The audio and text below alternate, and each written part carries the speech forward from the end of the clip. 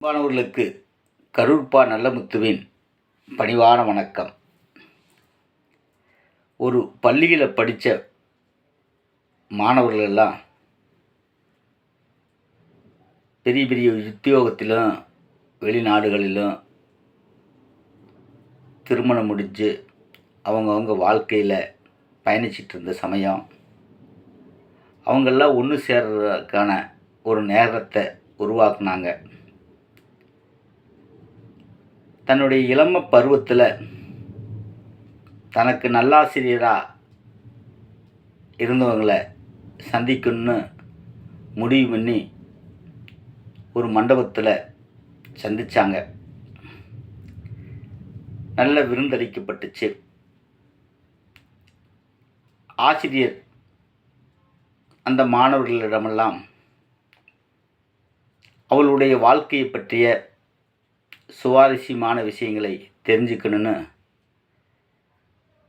எல்லோர் கையிலையும் ஒரு வெள்ளை பேப்பரை கொடுத்து உங்களுடைய சூழ்நிலைகளை இந்த பேப்பரில் எழுதி கொடுங்க அப்படின்னு சொன்னார். உடனே எல்லாத்திடமும் ஒரு வெள்ளை பேப்பர் கொடுக்கப்பட்டுச்சு. அந்த பேப்பரை வாங்கி பார்த்தவர்கள் எல்லாம், என்னங்க சார், இதில் நடுவாண்ட ஒரு கருப்பு புள்ளி வச்சுருக்கீங்களே அப்படின்னு கேட்டாங்க. உடனே அவர் சொன்னார், உங்கள் கண்களுக்கு என்ன படுகிறதோ அதை பார்த்து உங்களுடைய வாழ்க்கை எப்படி போய்கொண்டிருக்கிறது என்று விவரிவாக எழுதுங்கள் என்று சொல்லி முடித்தார். அனைவருக்கும் ஒரு அரை மணி நேரம் கொடுக்கப்பட்டது. எல்லோரும் தன்னுடைய வாழ்க்கை முறைகளை, தான் வாழ்ந்து கொண்டிருக்கும் நன்மை தீமைகளை பற்றிய விஷயங்களை அதில் பதிவு செய்து ஆசிரியரிடம் கொடுத்தாங்க.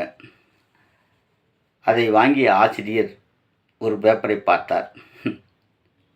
என்னோட மனைவி ஒரு சிடுமுஞ்சிங்க, அவள் ஒரு அடங்காப்பிடாதீங்க, அவள் ஒரு பேய் பிசாசு, எனக்கு வாய்ச்ச வாய்ப்பு அதுங்க அப்படின்னு சொல்லி ஒருத்தர் எழுதியிருந்தார். இன்னொரு பெண் என்னுடைய கணவன் ஒரு சொல்லு பேச்சு கேட்காதவங்க, அவர் குடிகார, அவர் முல்லை மாறி முடிச்சவைக்கு எனக்கு கிடைச்ச வாய்ப்பு, என்ன பண்ணுறதுங்க, வாழ்ந்து ஆகணுமே, அவங்களோட 6-7 வருஷமாக குப்பை போட்டுட்டு இருக்கிற அப்படின்னு ஒரு பெண் எழுந்தாங்க. இன்னொருத்த என்னத்தை சொல்ல, நான் நினச்சேன் டாக்டர் ஆகலான்னு நினச்சேன்,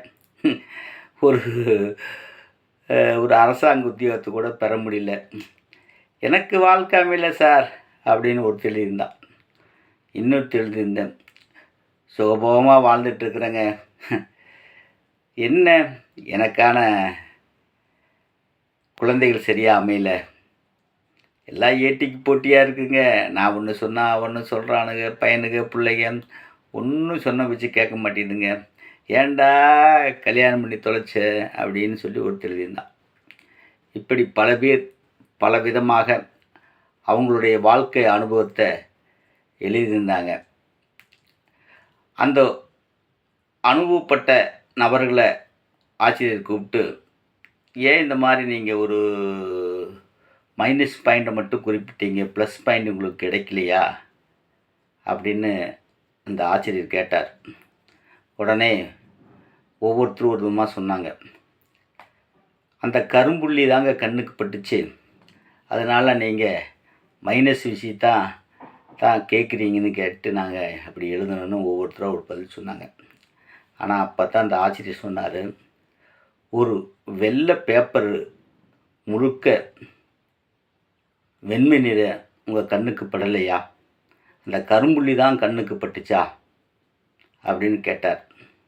பார்த்தீங்களா, இப்படி நிறைய பேர் வாழ்க்கையில் தனக்கு ஏற்படுகிற துன்பங்களை கஷ்டங்களை மட்டும்தான் நினச்சி வாழ்ந்துட்டுருக்குறாங்க. பெரியளவு அவங்களுக்கு இன்பம் இருப்பதை மறந்துடுறாங்க.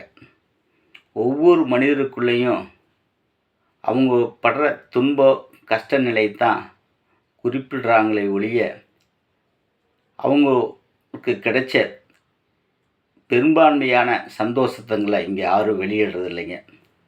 அந்த ஆட்சிட்டு சொன்னார், இந்த வெள்ளை பேப்பரில் ஒரு புள்ளி தானே கருப்பு புள்ளி, அதுதான் உங்கள் கண்ணுக்கு பட்டிருக்கு பாருங்கள்.